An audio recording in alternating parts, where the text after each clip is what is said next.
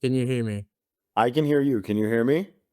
I can hear you. Look Yes. at that. Okay. Okay, okay. We're Yeah, getting there. We're getting there. You see, yeah, like, dude, we're tech guys. We're tech guys. It's not, it's no big deal. Well, I use Safari for everything because it's easier for me because it plugs into all the other stuff that I use. And this thing at the very last minute was like, you may want to use Chrome, and so here we are, right? yeah, I have a classic the recommendation just before. You know, when you have a Zoom call Mm, and then you click on the Zoom meeting and then it says, please update your Zoom. And it mm. always does it just before you get on the meeting. Yeah, dude, it's always, oh, by the way, we know it's 4 minutes before your meeting, but there's a 10-minute download you need to go through. And yeah, it could work, but we're not gonna risk it. We're just gonna make you 10 minutes late to your meeting for you to put this down. Yeah, you appreciate that, dude. Well, this is cool, man. I'm gonna jump into it, like we talked about. Yeah, let's go. Let's do it, dude. So I guess the first question I have for you, man, as I was learning more about you, is like you got this quote on your profile, and it says, "In finance, you chase accuracy, not mathematical elegance." I guess a two-part question. As a non-mathematician, what is that distinction and why does it matter? And then two, why does it matter relative to your current focus, which is analysis for big data D2C companies? So it's more about like, when you start to create complex model, especially in marketing, it's sold as a solution. The more complex is your model, the more it's going to answer your question. And it doesn't work that way because the problem is often the data, not the model itself. So Sure. you can create like the most complex model ever. If the data initially is noisy, is difficult, it's not going to solve your problem. And marketing data is very noisy. And such as trading data and finance data. But I think the way we look at it is instead of like what we learned that what's working, it's instead of like having like one very complex model, we look at it in different lenses and we understand the limitation of each model. For Mm, example, the long-term effect with statistical methods, very questionable. mm. But for the moment, especially in marketing, you hear a lot of people selling it as the solution to get the long-term effect. But Right. it is actually statistically incorrect to say those kind of things. And then when you Yes. dive into this and you start to underline the assumption behind a model. To say, oh yeah, but if you, then the narrative becomes, oh, but if you transparent with the assumption, it's fine. Yeah, but the thing is, in finance, when you start to use those models to trade, to actually take position in the market, Yeah. Wow. your assumption can really like damage your financial portfolio. So these are the things that we don't do in finance that you can still see a lot in marketing. Right.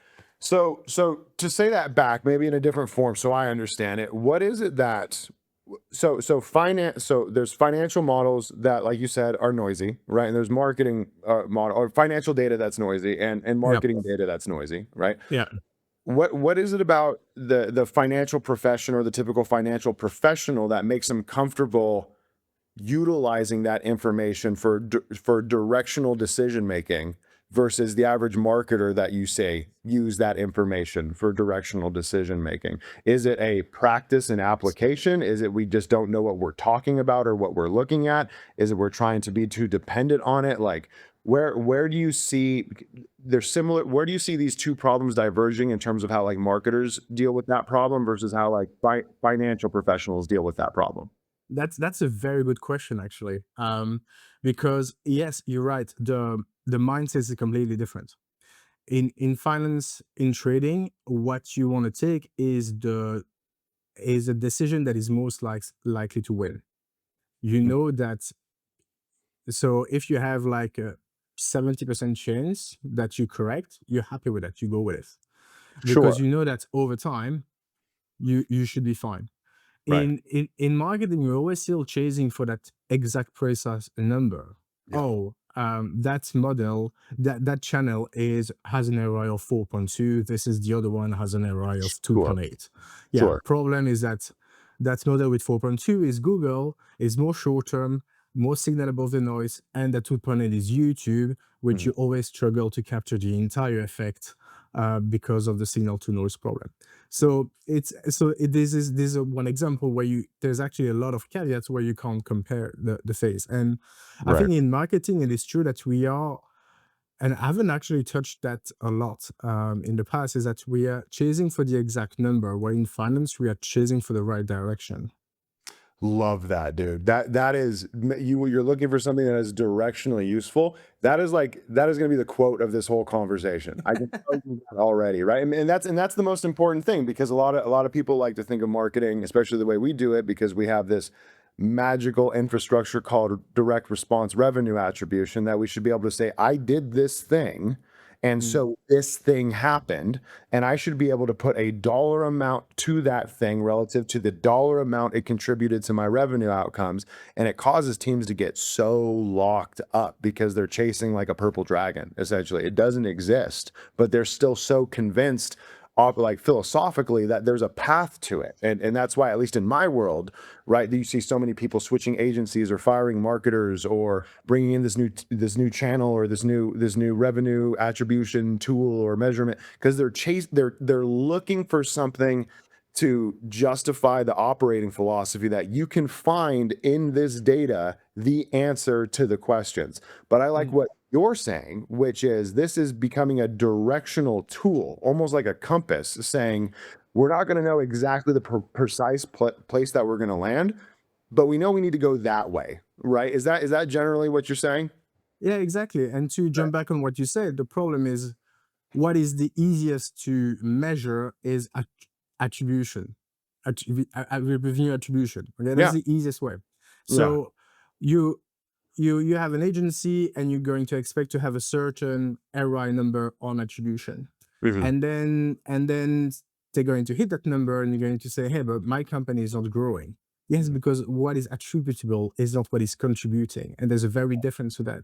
And Yeah. once you start to be locked into the exact number, you Mhm. fall into the trap of just focusing on what's measurable, and you completely forgot the basic concept of marketing, which is that you have to invest in reach, you have to convince people, you have to make more people willing to buy from you, Mhm. because Mhm. there's no point having like 90% of your budget into Google search if like you haven't convinced like your audience that that they're having audience willing to buy from you by Yep. reach, by convincing them, by building Yep. your brand.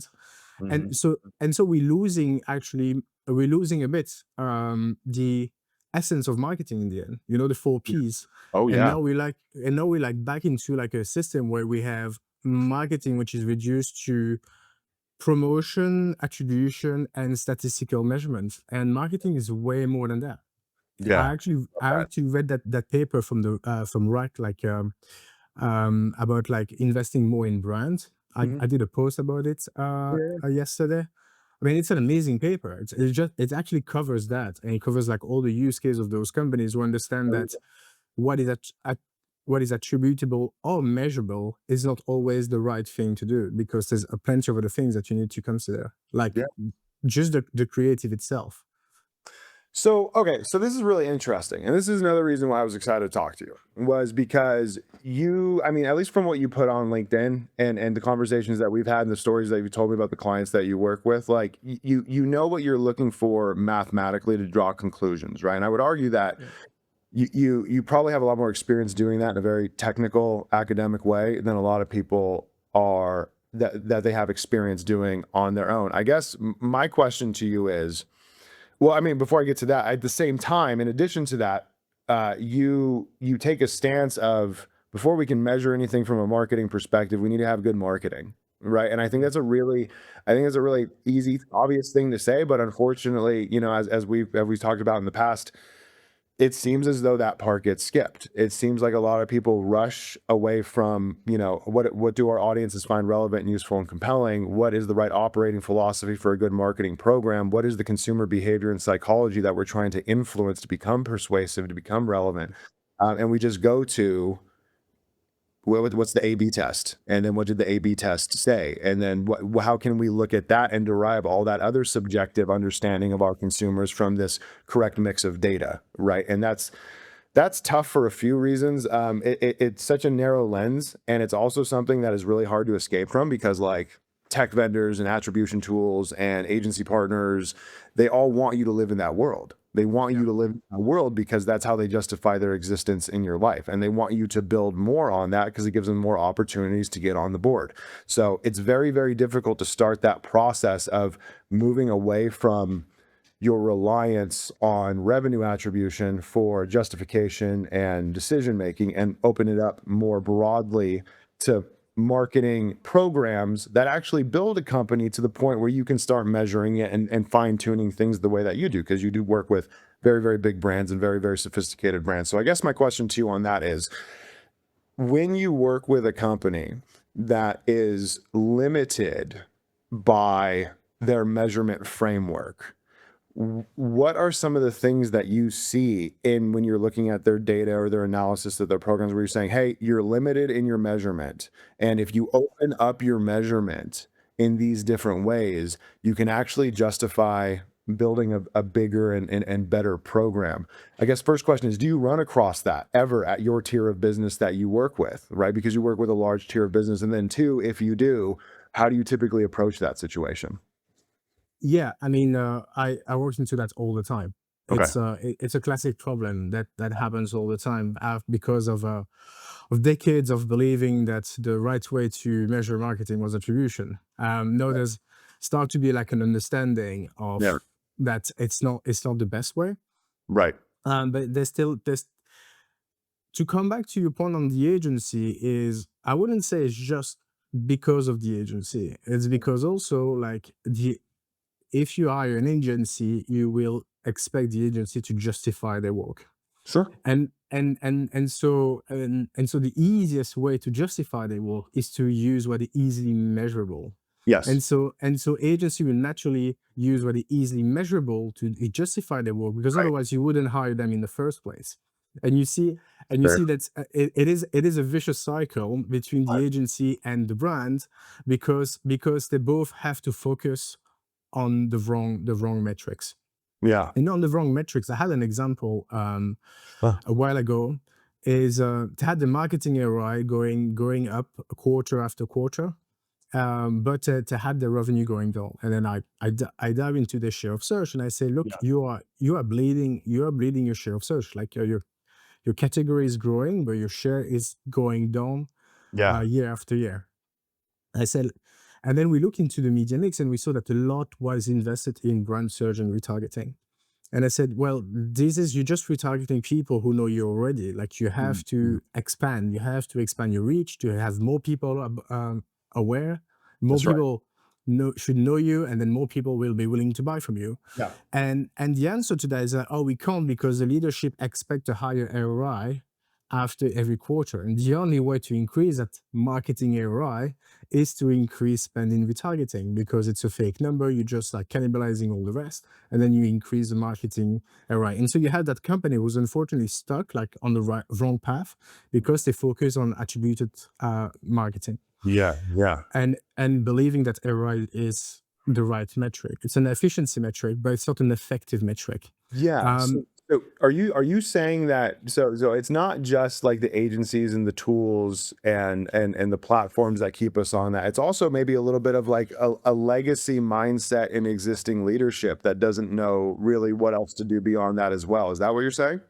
yeah, yeah, there is Okay. there is a bit of that. And Interesting. and market, and the problem with marketing, I think, is that everybody thinks they know how marketing works.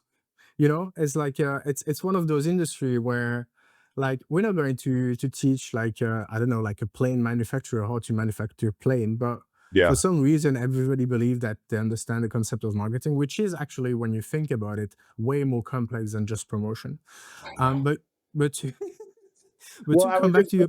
I was just gonna say it's the only profession where like the CEO's kid's friend can do something on YouTube, and now I need to think about that and make it part of my dialogue for the next year, right? That would never happen with accounting. That would never happen with product. That would never happen with engineering, right? But marketing, Yeah. his cross to bear, I guess. But anyway, carry on. Sorry. But no, no, no worries. And then, so to come back to your question, is like, what do you do?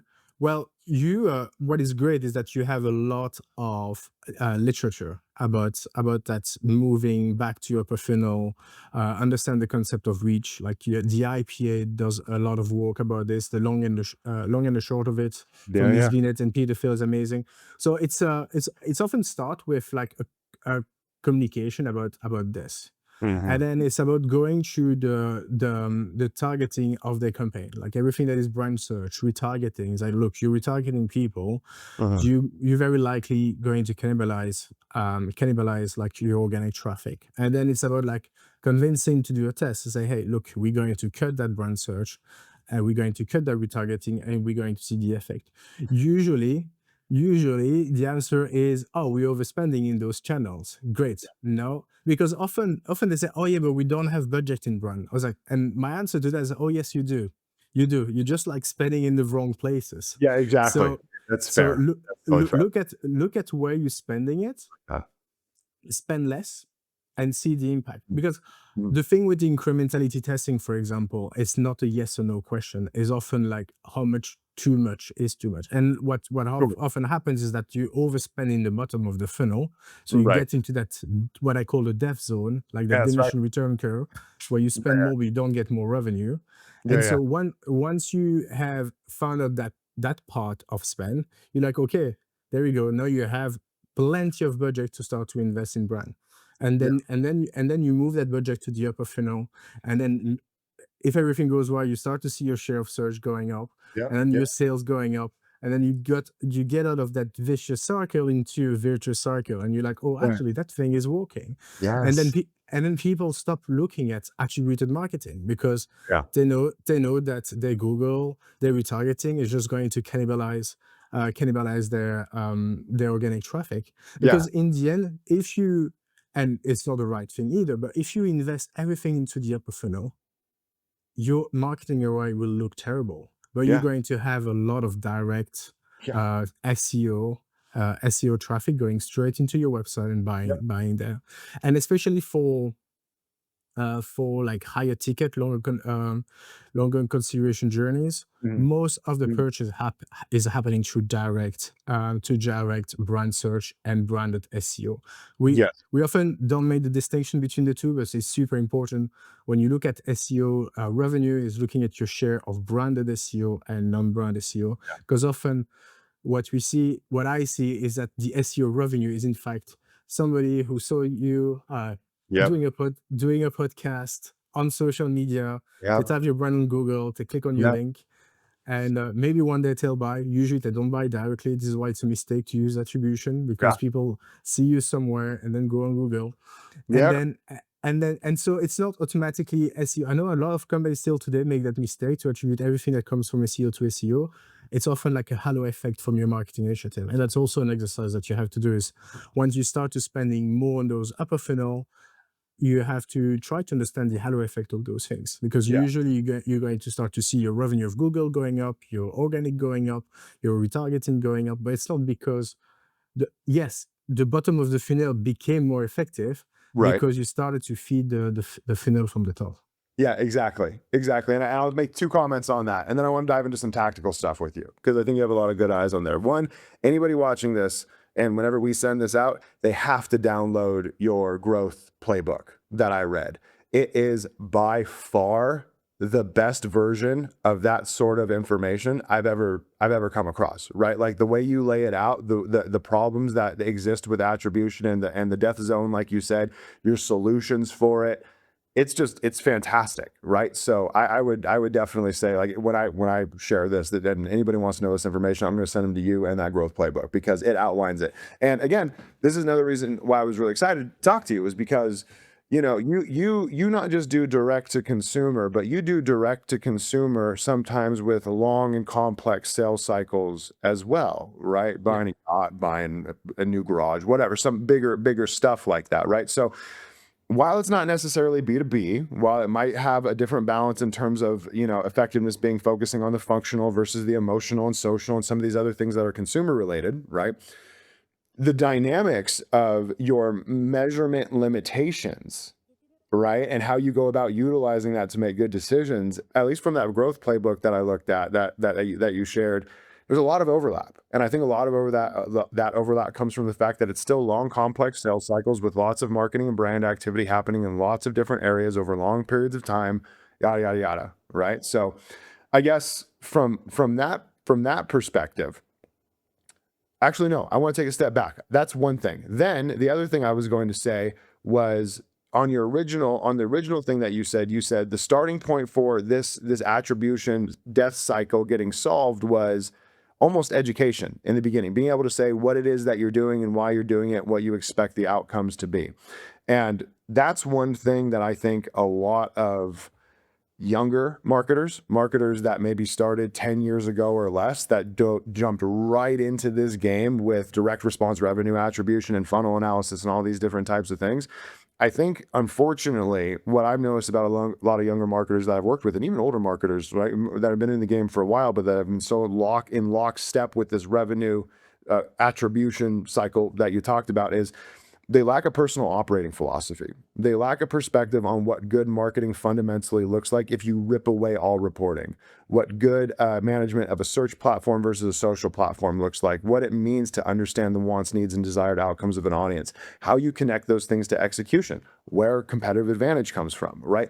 These are a lot of ideas that once you're confident in those ideas, and then you can come back and you can say, okay, with all that being said, in pursuit of those things, right, I'm going to run this reach test and I am going to structure it in this way. And we're not going to look at revenue attribution. We're going to look at this, and this is the expected outcome. And one thing I like to do is sometimes it'll look like this. This is a good path, and then I'll make these recommendations. This is a bad path. It means we didn't figure it out. So then we'll do these things, right? I find that a lot of these problems down the line, even in an agency environment, when I was managing accounts, is you got to have an operating philosophy. You have to know why you're measuring, right? You have to know what that measurement is meant to facilitate in terms of the objectives you're trying to accomplish. And then you need to go execute. But a lot of people in my industry, B2B SaaS, right? They're very lockstep in pitch an idea and then run a test, and then that will have a winner. And then that will be the foundation for your growth cadence, right? That leads you to a true understanding of customer wants and needs. And the way I like to frame this, and I actually just had this conversation before this webinar with another client. I said, so you're bringing on a person who's specifically in charge of optimizing your funnels, but this person has no background in market research, and you do not have a market knowledge management component of your business. So this person's going to come in as a funnel expert and a category novice. And within one day, they're going to pitch you 3 ideas for the first funnel test. And let's just call them stupid idea number 1, stupid idea number 2, and stupid idea number 3, right? One of those stupid ideas will have the highest click-through rate. And one of those stupid ideas will have the most attributable conversions in HubSpot and Salesforce. And then one of those stupid ideas is going to get called the winner, right? And then you're going to make stupid idea 1A and stupid idea 1B for the next split test, and so on and so forth, right? And so I think that's the other issue with, you get what I'm saying, right? So I think the other issue with this problem of not having an operating philosophy and then defaulting to revenue attribution is maybe if you had enough data, you could go through this process and get some wins on the board. But without solid market research and customer understanding and having at least a definable target competitive position that you're going after to create some boundaries on this process, you're going to wind up with ideation that is so off the rails. And it's gonna minimize the likelihood that you land anywhere positively, right? So all that to say, I think the problem is solvable, especially the way that you described it. For me, I almost think that sometimes, at least for individual practitioners like ourselves, right, that are trying to avoid that bullshit, is preventative. Have the conversation early. Make sure that you're aligned philosophically, and make sure that when you go and say, hey, this is what I think the impact is 6 months down the line, they agree with you, right? Because you already dealt with that during the sales process. But yeah, it's a good point. It's all about the why. It's all about the why. That's right. Let's see here. It's yeah. But it is. It's like we focus so much on the how. Yeah. How did somebody get to us? Yeah. And we don't focus enough on, like, why did they pick us? Why did they pick a competitor? Yeah. Why our service resonate to them? And so then you create marketing initiatives that are not aligned you could just have asked the people who, Yeah. you could have just your current client, the one you failed, the failing deals, and just go through them. Like I had, for example, when I was working at Oracle, is I had the luck to dive into like sales notes, like so or intro calls, and the why was most of the time was there, and that was a time really which was like very open minded for me, and I was because we didn't dive into my background, but I moved from investment banking to Right. marketing data science. I was at Sky. We were having like Yep. we were selling algorithm bidding before smart bidding, Google Smart Bidding existed, and then the Google Smart Bidding took over, and so I was a very technical person, and then it was at Oracle where I started to dive into those sales notes, and I saw like disconnection between what the prospect were actually saying versus what all of these attribution tools were saying, and I was like, this is all wrong. And That's then and so this is why now also like when I because I still do a few projects with B2B companies. yep. And I always recommend that. It's like dive into why your buyers are buying from you, why they're not buying from you, what are the other competitors to consider? Because this is one going to tell you exactly why to buy from you, and a marketer should need to know that. And Mhm, also this is supposed to be the foundation of your promotion. mhm, mhm, mhm. Yeah, And 1,000%. Go ahead, keep going. and then also like finally, as I was going to say, you're going to find out that all the leads that it's a Google search, when you dive into the sales note, you figure out that only half of it is really Google search. So it's because also that the thing is, on the math side, we have attribution, we have statistical measurements. Yeah, yeah. Attribution has many flaws because it's impossible to stick a buyer journey together. That's like Right. I know only attribution vendors believe that. And then statistical methods, yeah, great, but you have the signal to noise problem. So it works on the short term, it doesn't work on the long term.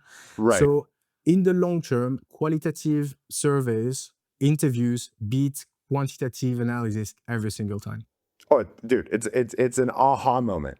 It's a massive aha moment. Like I remember the first 7 years of my career, I was fully lockstep in the revenue attribution mindset, where I was like, you give me Facebook ads budget and a pixel, and I will tell you everything you need to know about the world around you, why it spins, right? Yeah, About love, about wine, about conversions. I'll tell you anything, right? I was totally. exactly.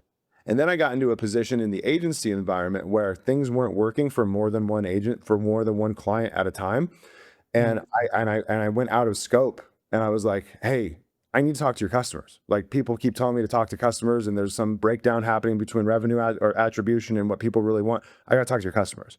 After a few conversations and just not even understanding market research call cadence at that point, it's being like, why didn't you buy? Why did you buy? What's going on? Right. And I realized, regardless of how informal it was, I was like, oh, these were things that I didn't have data and come to the wrong conclusion.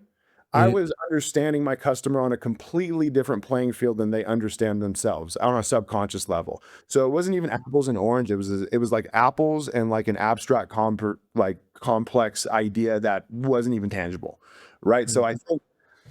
I think a lot of marketers would benefit from doing exactly what you just did. Dive into the sales notes, organize things as best as you can, even if it's not perfect. Talk to your sales team. Talk to your sales team and show them the stuff you're saying, right? Like it's there. It's that curiosity just needs to get sparked, you know? One reason I focus more on B2C than B2B is that and it's changing, and I'm happy to hear it. Sure. But when I started my consultancy business, it was difficult to sell the concept of brand to B2B marketers. But Sure. you would talk to sales team, they would Yeah. completely buy it. And the reason why is because when they call somebody and the prospect you're calling already know your company, it's way easier to sell the product than if they never knew. So do you? That's And that's so funny because brand is really something that the marketing should own, but it's much easier, at least at the time, it was much easier to sell the concept of brand effect to a salesperson than to a marketer. Yeah. Yeah. No, I totally understand that. I feel like it is getting a little bit easier, but I think maybe from our perspectives, we work in like the fractional also slash agency environment. it's just obvious it's not a fluent motion for a lot of people. It's not a fluent conversation for people. But that's why I appreciate people like you that are fighting the good fight, and you're doing it not from the perspective of someone who started with marketing like me.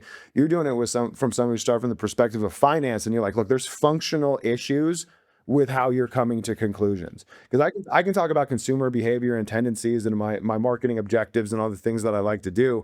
You're able to come in and say, the math is wrong and you're coming to bad conclusions, right? And so I Yeah. guess on that same note, I'd like to segue over to some tactical stuff, if that's okay. Or Or, did you have more to say? Is that cool? yeah, I just want to say that the big trap is that when the math is right, but you're looking at the wrong math. And Oh, that's well, because the people who sell the math are like, no, the math is right. It's like, yeah, I'm not saying the math is wrong. It's just like you're yeah, looking at the wrong computation. And I yeah, just want to say, 100%. on what I say about the marketer and the brand, it's also again an incentive problem. Is like you're telling marketers they have to invest more in brands and convince the leadership to invest more in brand, but on the other side, the leadership is measuring them with attribution, and so Yeah, you yeah, have that situation where the marketer is actually not incentivized to do the right thing yeah. because they themselves are measured with the wrong metrics. Exactly, exactly. I mean, I always, whenever I look at an agency or I look at a vendor or look at anything like that, it's huge. And I suggest this to any B2B company I work with. You have to figure out the operating philosophy of whatever or whoever you're about to do business with. Like Hockey Stack. Hockey Stack, I don't know, you've worked with Hockey Stack before, probably, or come across them. They are they're a great product. You're smiling. Let's see where this goes. They're a great product, but I don't trust that leadership team to understand statistics or math or marketing in any Mhm. way, shape, or form because of just the stuff that they've put out there, right? They've Yeah. said, this is what this means, this is what that means. And it's just, no, it's not, right? So for me, it's very difficult to decouple the tool and the conclusions that tool is coming from from the team behind it and the things they say about it, right? And I think that's Mhm. one thing also, speaking just broadly, that I think a lot of B2B companies treat brand equity as a one-way street, right? They think I just need to be out there and putting stuff out there and it will work. Even if it's a little bit, I'm only going to be able to fill this cup with brand equity. But you can also be irrelevant and wrong enough to like make people who don't have big, huge amounts of trust at mid-market enterprise companies find you irrelevant, right? And so again, tying that all together, if you're going to work with a vendor, right, you really need to look under the hood at the people building the thing that's going to help you conclude the stuff that's going to justify your job to your bosses down the line, right? Because more often Yeah. than not, you got a lot of really good product people, and there's not a great amount of marketers out there, right? And so it's just one last caveat. But I'm going to do a hard segue over to this tactical stuff, okay? Because we might actually have to do a part 2 on this because this is pretty interesting. But so we've gone through all this sort of philosophical stuff, and I love that we're aligned on the vast majority of it. One thing I see in your comment on LinkedIn a lot is the recommendation, or at least the utilization of geo-holdouts, right, in terms of solving a lot of these problems. And again, I'm a non-mathematician, so feel free to correct me. But what I Mhm. see from you, if I had to tie it up, is long sales cycles with complex consideration sets and lots of competitors are intrinsically noisy, right? So relying on a single data point to justify something isn't always the right thing to do. But if you do something like a geo holdout test, where you have a significant holdout and a significant treatment group, then over a longer period of time, you can make general statements of effectiveness regarding things that have to do with reach or brand development or these non-attributable things. Am I getting that right? And if not, where do I need to adjust it? That's a theory, yes. Okay. Okay.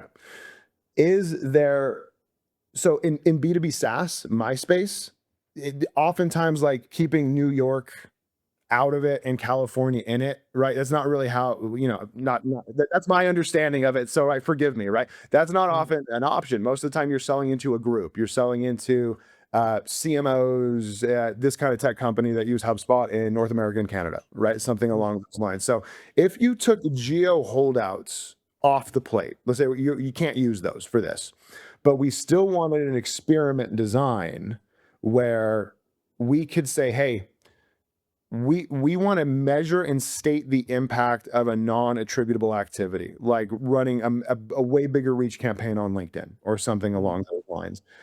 Is that as simple as taking like a target account list, right, with 5,000 accounts on it and putting 2,000 of them on the control list and putting 3,000 of them on the treatment list, and then just running the play on LinkedIn against that treatment list? And because both of those groups are experiencing your sales team and your CEO's podcast and your branding over here and this and that, they're both getting all that noise, but only one of them is getting this isolated LinkedIn reach thing. Is that enough to solve for the problems that you've shared? And is that enough to get us to a directionally useful outcome? Or does that not equate to the way a geo holdout would in your mind? There is a few issue with the geo holdout. Is Okay. one that we assume that the two groups are comparable. You Sure. you you gave the example of New York and Los Angeles. Sure. They're not the same Yeah, cities, yeah. that's one problem I have with geo holdout is that we create two group. We create some statistical analysis to prove that the revenue on both sides are highly correlated. But I mean, yes, but we force fitting a group without understanding the entire context around those two groups. That's one Sure. problem with the geo holdout. The second problem with the geo holdout is that it's the statistical method. So it works well on short term, and then you understand the concept of the ad stock, right? The ad effect, it's high on the beginning and then slowly go down. But at Okay. some point, that ad effect is going to dive under the noise Mhm. of your data. And so it's Understood. not going to detect anything under that nose, which means that a geo holder will only work with big short-term initiative, not with small and long-term initiative. And that's one problem that you have is that when you want to test something, you don't want to like, oh, let's just like change 30% of a media mix and try something. You want to try to test something with 10%. The problem is, especially if you do 10% upper funnel, there's a lot of changes that you're not going to detect anything. Interesting. Um, so that's like one thing about the geo hold on. About the target account list, I'm a little worried to answer that because it's a bit outside my comfort zone. Okay. The I think Can I tell you what I meant by target account list? Because there's a lot of different definitions of that. Or do you want to okay, just okay? So yeah, go on. target account list, you go into a tool like Zoom Info and you Yep, say, I want a list of accounts that meet the following criteria: do a yep. billion plus in revenue, have HubSpot or Salesforce, have less than 100 people, have grown this amount over the last 4 years, work within these sectors, do this thing, da da da da da da, and then boom, you get this list with presumably very similar firmographic attributes. And Mhm. then that would be the starting point of me asking you, because you're right, the New York, Los Angeles example was stupid because culturally those are two completely different places amongst a million other things, right? Well, But it, it's not for a lot of geo vendors. It's not that stupid because they're all doing it. sure, Just sure, fine, fair enough. But just like attribution, just like agencies, just like platforms, we all know they're doing stupid stuff, but it's the game that it's the playing field in which we need to operate and still deliver, right? So I guess my question is, with these super tight target account lists, assuming yeah. they're accurate, does the methodology then still hold true? Can I take 30%? Can I take 1,500 of those target accounts and set them to the side, and 3,500 of those target accounts and put them into the treatment list, and then focus on large, impactful, short-term plays to stimulate top of funnel activity? Or does what I described open up longer term campaigns again from your perspective? Because one thing I see, and this is every agency I've ever worked for and every account manager I've ever interacted with is guilty of this. If you have low conversion volume, they go, oh, just increase the time period. So we didn't have 50 conversions in a month on Google, but we have 50 conversions in 9 months. And so we're going to run that data to make our decisions. I know you're going to say that's completely wrong, but I'm wondering if, just going back to the list idea, does that description of a target account list change the way you think about it at all? No. Okay. I would just want to come back to the word stupid that you used before. There's a lot of methods that are just the only things that we have. Sure. So we have no choice than doing it. Sure. Where it gets stupid when we kind of hide the assumption behind it. and we Right. brush them away, and you say, no, no, it's fine, it's comparable because we ran some stat on revenue. Yeah. That is becoming a bad statement. But Yes. in marketing, we don't there's no there are no like perfect tools and perfect solution. We have to deal with the certainty, like Right. the finance way, right? So we have to use a tool, we have to know the assumption, and then we try to get a directional view of what the result is making us heading to. Yeah. To your target account list, you can track the company visitors on your website. You can track company visitors. Is that what you're asking? Yeah. Yeah, You yeah, can. There's de-anonymization tools out there. yeah. Candidly, I would say buy all of them and see what overlaps, because I've worked with companies that have like one or two in place, and the data, it just doesn't seem like these de-anonymization tools, even the native ones like within, whatever the big platforms are, they And don't seem like the data is very, very accurate. But okay, for the sake of this conversation, let's say the data is accurate and we have a de-anonymization tool. What are your thoughts? so I would try that. I would create two group. I would invest heavily on like or heavily like invest like what you have for that Sure. initiative, Sure. and then start to try to see if you have more, for example, more requests from those from more visits, more requests from those groups. You know, you create the conversion rate and visit rate of your two groups, and you see if you start to see a difference. That's how I would try to look at it. The Sure. problem, yeah, the reason why I asked for the visit is that the great advantage of GeoLift is that you don't need to know who's going on your website, because you know you just look at region Right. Right. Right. on the thing. So if you see, like, for example, increase in website traffic in New York, where you invest more in New York, you know, you can start to assume that Right. it's linked to that. Um, so yeah, I mean, the only and then I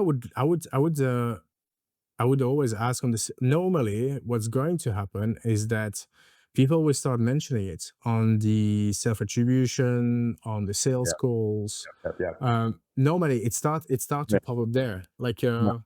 and then sometimes you can just ask, like, "Oh, have you seen that ad on LinkedIn?" And you know, Yeah. it's Yeah. about trying to understand what's working. The thing is, the example you give is a messy data science problem. Like, it's Mm. you have no choice than, like, you know, diving into uncertainty and just trying to get the best of what you can, knowing that you won't have a precise number Yeah. out of the exercise. I love that. And that's probably the biggest takeaway for me in this, and as it relates to the clients that I typically work with, is perfection is the enemy of good enough. And sometimes you need it to be good enough so you can make good decisions with your resources and move forward with them. So I love this, dude. I love the perspective that you're bringing to this, because not a lot of, like I said, not a lot of marketers start with, hey, there's financial models and there are measurement frameworks that exist for reasons. Let's try and open up our philosophy to allow us to utilize those versus being focused on this number of subjective, and what I call the subjective interpretation of funnel analysis insights by non-statisticians. That's typically what I call it. But this was really good, dude. I know we have a hard stop in 3 minutes. We definitely need to do a part two, because what I want to do on this part two is I want to dive into the execution. I want to dive into, like, hey, I just got hired as a fractional director of marketing. They want me to grow. Here's my philosophy. Here's what I want to run. You're going to pretend to be my CFO and you're going to tell me why or why not you like these ideas. I think that would actually be a really compelling episode to do, especially after this foundation that we laid. Would you be down for that? Yeah, should I be like the CFO who get brands or the CFO who doesn't get brand? Like, we can play like some different Oh, personas. no, no, nobody wants to know the CFO who gets brand, because we see that online all the time. You see I talked to the CFO of a billion-dollar company. Here's the conversation, and it's this totally scripted thing. Those drive me crazy. So I'd rather you be the CFO that, honestly, if I'm being candid, I'd rather you be the CFO going, okay, marketer number 6,422, that's going to tell me about how important brand is. What's your pitch? And I'm going to tell you the same thing I told those other fuckers that didn't know what they were talking about, which is da da da da da da. And I want to work through that, because I think in an agency environment, especially where I come from, right, and in a fractional environment now that I'm working with it, I think a lot of marketers don't understand what role those financial projections and scenario planning and objections play in the ability to fund reach and brand development objectives, right? And I think Mhm. that's a big missing bit of knowledge and experience, and I think a role play like that would actually be pretty fun. So let's noodle on it offline and figure it out. But I know it's later your time right now, dude. I appreciate you making the time, man. And I'll touch base with you on LinkedIn a little bit later. All right? Yeah, amazing. Well, I see you later, and I keep you updated with the recording. Yeah, please do. Thanks, man. All right. Bye See bye. you. Bye.